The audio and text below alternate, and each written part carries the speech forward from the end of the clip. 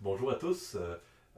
Il me fait plaisir de vous adresser quelques mots d'encouragement alors que nous sommes à l'aube du déconfinement. Écoutez, ça me remplit le cœur de joie de savoir qu'à partir de ce lundi 15 juin, il va pouvoir y avoir certains rassemblements internes là, selon les normes qui ont été annoncées par le gouvernement. Là. Je parle pas ici à l'église, hein, je parle dans des foyers privés là, de jusqu'à 10 personnes, si ma mémoire est bonne, venant de trois maisonnées différentes, etc. Puis bon, je ne sais pas à quel moment vous allez écouter cet enregistrement-là, qui s'adresse aux membres de l'église de Shawinigan-Sud. Mais bon, évidemment validé. Là. Selon le moment, vous allez entendre l'enregistrement avec les consignes gouvernementales, là, ce que vous allez entendre. Mais sachez que moi, mon cœur est réjoui parce que ça va faciliter la communion fraternelle. On peut appeler, on peut prier, on peut faire des rencontres vidéo, Zoom, mais ça va faciliter. Moi, je veux vraiment vous encourager. Je vais vous lire quelques mots de la parole de Dieu avec un encouragement, mais je veux vraiment vous encourager aujourd'hui à ne pas être gêné, embarrassé de faire des rencontres avec des frères et des sœurs de l'Église. Souvent, il peut y avoir un embarras qui va venir quand ça fait plusieurs mois. Peut-être que vous avez perdu un peu le contact avec vos frères et sœurs de l'Église et puis vous êtes un peu timide de dire hey, j'ai l'impression que je vais me faire juger ou autre. Écoutez, vivez pas votre vie chrétienne sur l'approbation, l'image que vous allez avoir pour les autres. Faites ce qui est vraiment important, faites-le pour Jésus-Christ. Faites ce que votre tête vous dit que vous devriez faire, que Jésus veut que vous fassiez. Faites-le. Puis moi, je vous encourage vraiment, comme un de vos pasteurs, à prioriser la communion fraternelle et puis à prendre du temps à l'intérieur de la latitude des consignes gouvernementales, évidemment, hein, à prendre du temps là, avec des frères et des sœurs. Et puis, prenez le temps, quand vous allez voir un frère ou une sœur, de lire. Lire la parole de Dieu. Quelques versets. Ne serait-ce que quelques versets de prier. Parce que le plus beau cadeau, ce qu'il y a de plus précieux que vous pouvez donner à un frère ou à une sœur de l'Église, c'est lui lire un peu la parole de Dieu. Parce que vous pouvez faire du bien à l'âme de votre frère et de votre sœur en faisant ça. Donc moi, je vous encourage à le faire et puis à remercier le Seigneur là, pour cette latitude nouvelle que le gouvernement nous donne. Je veux vous lire un passage. Je continue dans la lignée de ces rencontres spéciales avec Dieu. Et puis j'aimerais vous lire quelques versets tirés de 1 Samuel chapitre 2, les versets 22 à 26. Élie était fort âgé. Il ne s'agit pas du prophète Élie, mais du sacrificateur, du grand prêtre Élie.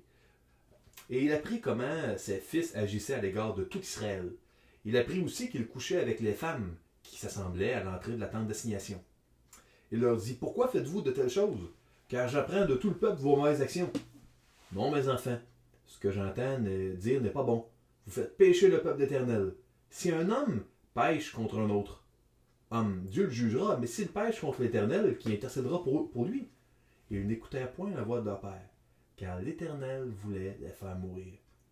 Le jeune Samuel continuait à grandir, et il était agréable à l'Éternel et aux hommes. On voit dans ce passage-là que les enfants du grand prêtre ne marchent pas dans les voies de leur père et puis font des choses terribles en couchant avec les femmes qui étaient du genre de religieuses assignées au service du sanctuaire. Là. Et puis, en volant les offrandes avec une grosse fourchette, ils volaient les offrandes de l'Éternel. Voler Dieu, définitivement pas la bonne chose à faire. Là. Effectivement, c'est la pire personne que tu peux voler, tu sais, voler Dieu. Mais c'est ce que les enfants du grand prêtre faisaient. Fait que, continuons. Puis là, on va voir une rencontre. La première rencontre de Samuel avec Dieu. Je vais sauter ici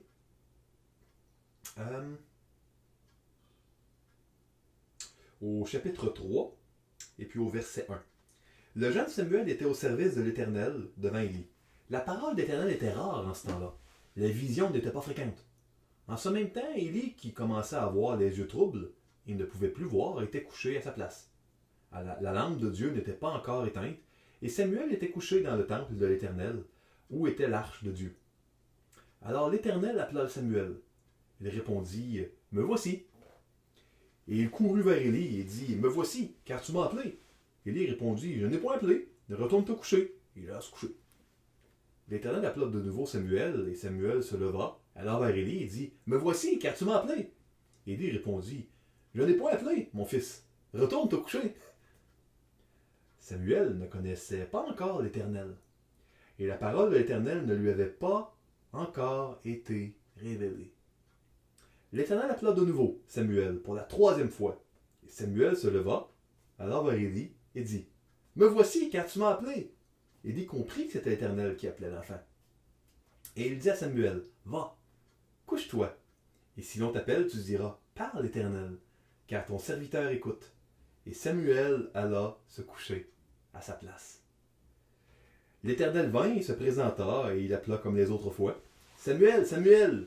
Samuel répondit, « Parle, car ton serviteur écoute. » Alors l'Éternel dit à Samuel, « Voici, je vais faire en Israël une chose qui étourdira les oreilles de quiconque l'entendra. En ce jour, j'accomplirai sur Élie tout ce que j'ai prononcé contre sa maison. Je commencerai et j'achèverai. Je lui ai déclaré que je veux punir sa maison en perpétuité, à cause du crime dont il a connaissance, et par lequel ses fils sont rendus méprisables, sans qu'il les ait réprimés. C'est pourquoi je jure à la maison d'Élie que jamais le crime de la maison d'Élie ne sera expié, ni par des sacrifices, ni par des offrandes. » Samuel resta couché jusqu'au matin, puis il ouvrit les portes de la maison de l'Éternel. Samuel craignait de raconter la vision à Élie. Mais Élie appela Samuel et dit, « Samuel, mon fils !» Et il répondit, « Me voici. » Et Élie dit, « Quelle est la parole que t'a adressée l'Éternel? Ne me cache rien. Que Dieu te traite dans toute sa rigueur si tu me caches quelque chose de tout ce qu'il t'a dit. » Samuel lui raconta tout, sans lui rien cacher. Et Élie dit, « C'est l'Éternel, qu'il fasse ce qui lui semblera bon. » Samuel grandissait, l'Éternel était avec lui, et il ne laissa tomber à terre aucune de ses paroles. Tout Israël, depuis Dan jusqu'à Beersheba, reconnut que Samuel était établi prophète de l'Éternel. L'Éternel continua à apparaître dans Silo, car l'Éternel se révélait à Samuel dans Silo par la parole de l'Éternel. Puis, écoutez, c'est un message, pour une première fois, qui est plutôt difficile. Hein? Le message de Dieu, c'est que son mentor, quasiment un père adoptif, le grand prêtre, qui va être tassé parce que lui et ses enfants sont pas corrects. Ça, c'est le message de Samuel. Le premier message. Il n'y a pas d'autre chose qui est mentionné de majeur. C'est pas un message qui est super positif. Puis, vous savez, à travers le temps de confinement, on peut être porté à rechercher, à dire aux autres uniquement des choses agréables à l'oreille. Parce que, écoutez, pas besoin d'être très intelligent pour voir que c'est ce que les gens veulent entendre. Hein. On voit dans les fenêtres, ça va bien aller un petit peu partout, etc. Puis je suis pas contre ça, là, nécessairement. Je comprends un peu le point, là. Mais ce qui est clair, c'est que les gens veulent entendre des choses agréables, surtout quand ça va mal.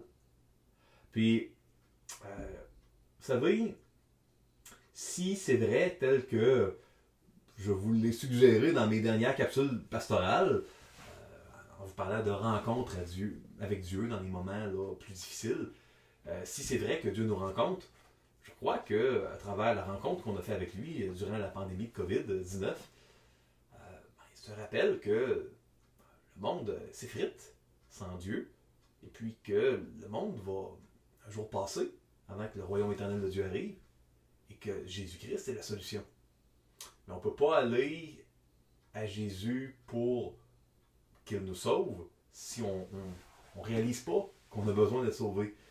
Donc, moi, je veux, oui, vous encourager à persévérer dans la communion fraternelle, comme je l'ai dit d'entrée de jeu, puis je veux vous encourager à ne pas mettre de côté le message de l'Évangile, le message entier, qui est qu'on a besoin d'être sauvé et que Jésus est la solution.